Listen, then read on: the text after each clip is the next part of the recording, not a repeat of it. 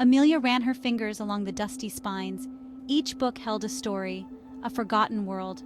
Her gaze fell upon a leather-bound volume tucked away on the highest shelf. Its title, barely visible in the dim light, sent a chill down her spine, The Whisperer in the Woods. She reached for it, her fingers brushing against its cold surface. The book seemed to hum with a strange energy. This was no ordinary tale. This was the stuff of local legend, the stuff of nightmares. Amelia carefully opened the book. The pages crackled, their edges brittle with age. The scent of mildew filled her nostrils. The text was handwritten, the ink faded and spidery. It spoke of an ancient entity, a being of immense power that dwelled in the heart of Black Hollow Forest. The Whisperer, it was called. It promised knowledge and power, but at a terrible cost. Amelia shivered. This was the stuff her brother Tom had been obsessed with. Tom, her brother, always the adventurous one, the curious one. He had vanished into Black Hollow Forest weeks ago, leaving no trace behind. The authorities had given up hope, but Amelia refused to believe he was gone. She clung to the hope that he was still out there, somewhere in that vast, unforgiving wilderness.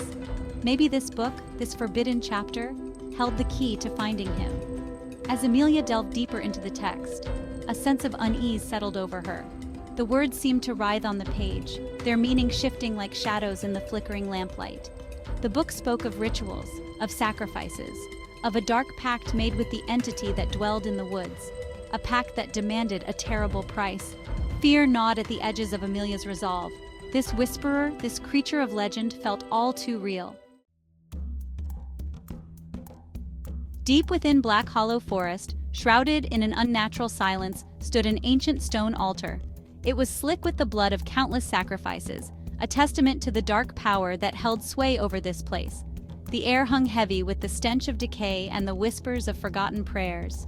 Here, the entity known as the Whisperer held court, its presence felt in the rustling leaves and the chilling wind. The Whisperer was not a creature of flesh and blood, not in the conventional sense.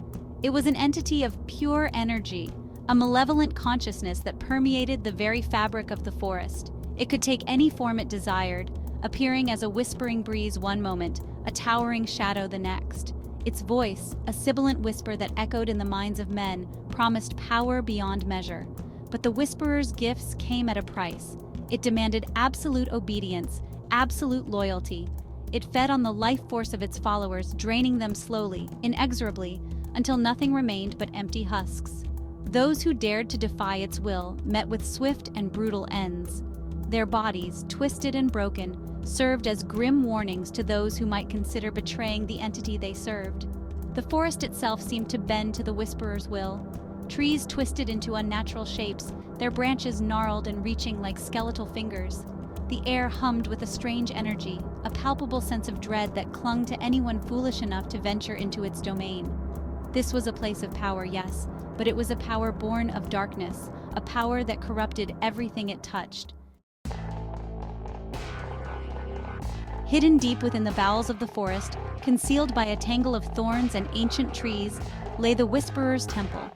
It was a place of shadows and secrets, where the air hung thick with the scent of incense and fear. Here, a cult of fanatics gathered to worship the entity they believed held the key to ultimate power. Their rituals were a gruesome spectacle of blood and bone, a testament to their twisted faith. The cult was led by a charismatic figure known only as the Hierophant. A man of chilling charisma and ruthless ambition, he had drawn others to his cause with promises of power and immortality. Under his guidance, the cult had grown in size and influence, their dark rituals becoming bolder, more desperate. They believed that by appeasing the Whisperer, by offering it the blood of the innocent, they could tap into its power and ascend to a higher plane of existence. The temple itself was a testament to their twisted devotion. Its walls were adorned with macabre murals depicting scenes of sacrifice and ecstasy. The air throbbed with a palpable sense of dread, the silence broken only by the chanting of the cultists and the occasional scream of a sacrificial victim. The crimson altar, stained with the blood of countless offerings, stood as a grim reminder of the price of the Whisperer's favor. Every full moon, under the eerie glow of the crimson moon, the cult would gather at the altar. Their faces, hidden behind grotesque masks, were a mixture of fear and fanaticism. They would chant in unison, their voices echoing through the cavernous temple as the Hierophant prepared the sacrifice. The air would crackle with anticipation, the stench of blood heavy in the air, as they awaited the Whisperer's blessing. It was a scene of pure, unadulterated evil. Section 4. Seeds of Discord. But the Whisperer's gifts were a double-edged sword. The power it bestowed was addictive, corrupting. It whispered promises of more, fueled their ambition and greed. The cult, once united in their devotion, began to fracture. Jealousy and suspicion festered among its ranks. The once sacred rituals became a macabre power struggle, each member vying for the Whisperer's favor. The Hierophant, his eyes clouded with his own hunger for power, failed to see the growing dissent within his ranks. He was consumed by his own ambition, convinced that he could control the Whisperer, bend it to his will. He had become a puppet to the entity he sought to control. Blinded by his own arrogance, the Whispers had burrowed deep into his mind, poisoning his thoughts, turning him against his own followers. As the cult descended into chaos, their rituals grew more frantic, more desperate. The sacrifices, once a solemn offering, became a bloodbath. The forest, once a place of eerie beauty, became a reflection of the darkness that had consumed the cult. The trees seemed to weep with the blood of the innocent, their branches heavy with the weight of so much death. The Whisperer, amused by the unfolding drama, did nothing to quell the growing discord. It reveled in the chaos, feeding off the fear and despair that emanated from its followers. It knew that a divided house could not stand, that their own greed would be their undoing. And so it waited, patiently, for the inevitable implosion. The seeds of their destruction had been sown the moment they had pledged themselves to its service. Section 5. A Glimmer of Suspicion.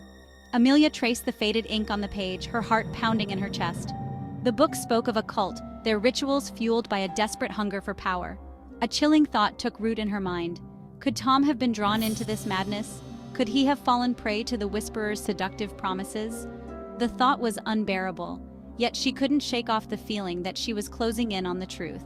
She thought back to Tom's recent behavior, his obsession with the occult, his fascination with Black Hollow Forest. He had been withdrawn, secretive, his eyes gleaming with an unsettling light. He would disappear for days on end, returning with strange trinkets and whispered stories of the wonders he had seen. Now, looking back, Amelia realized these weren't the ramblings of an eccentric mind, but the telltale signs of a dangerous obsession. Amelia slammed the book shut, her mind racing. She needed answers. She needed to know if her brother was involved with this cult, if he had fallen victim to the Whisperer's insidious influence. The thought of Tom, her kind, gentle brother, caught in the clutches of such darkness, filled her with a cold dread. She had to find him, had to save him from this madness, even if it meant facing her own fears and venturing into the heart of the forest herself.